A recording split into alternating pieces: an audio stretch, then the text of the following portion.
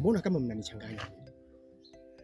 Huko nilipotoka Shomari ananipa taarifa hizo hizo, hapa tena na wewe unanipa taarifa hizo hizo, hali ya kuwa mimi sielewi chochote kile. Mbona kama vile mnaniweka katika hali ya sintofahamu?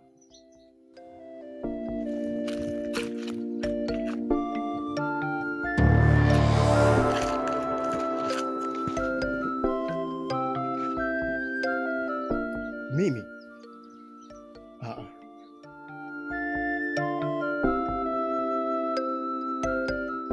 Kibindo kaka. Njoo nje 11.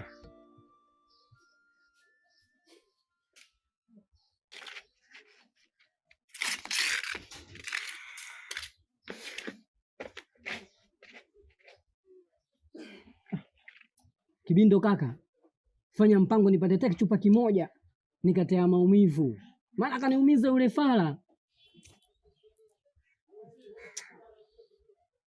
Sijui nizungumze nini upate kunielewa ndugu yangu. Yaani unajiona kabisa upo katika hali mbaya, alafu bado unataka pombe. Hivi pombe zitakupeleka wapi ndugu yangu? Usichokijua Kibindo, mimi siziendekezi pombe, bali pombe zinajiendekeza kwangu. Hebu acha ujinga wewe. Hivi unachokiongea wewe unajielewa kweli wewe? Unachokiongea wewe unajisikia wewe? Yaani aliyokufanyia iko kitendo yuko huko. Yuko kwake huko anasherehekea ushindi. Alafu uko hapa wote unalilia pombe. Unataka pombe. Hivi una akili wewe kweli wewe? Anyway, sasa tunafanyaje kama ndaangu hapa? Maana mimi hapa sina hata mbinu. Hapo hakuna cha kufanya. Hapo hakuna cha kufanya. Ila kitendo alichokufanyia Zanda, na sisi hakuna budi kukifanya hicho hicho. Sawa sawa. Kama hao wametumia mfumo wa bwela, sisi tutumie mfumo wa gusa, achia, twende kwao. Lazima makundi tuingie. Sawa.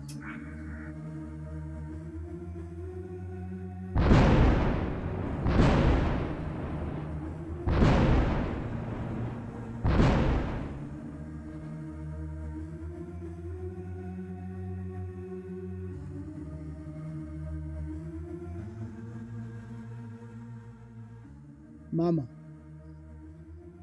kama tulivyokuahidi, ukitekeleza kile kisasi mpaka tuiteketeze ile familia, na kuahidi mama. Wanangu, kama unaweza kuwaunganisha wazazi wao, basi fanyeni hivyo hivyo kwa familia yao pamoja na vitu vyao ili washike adabu. Sawa.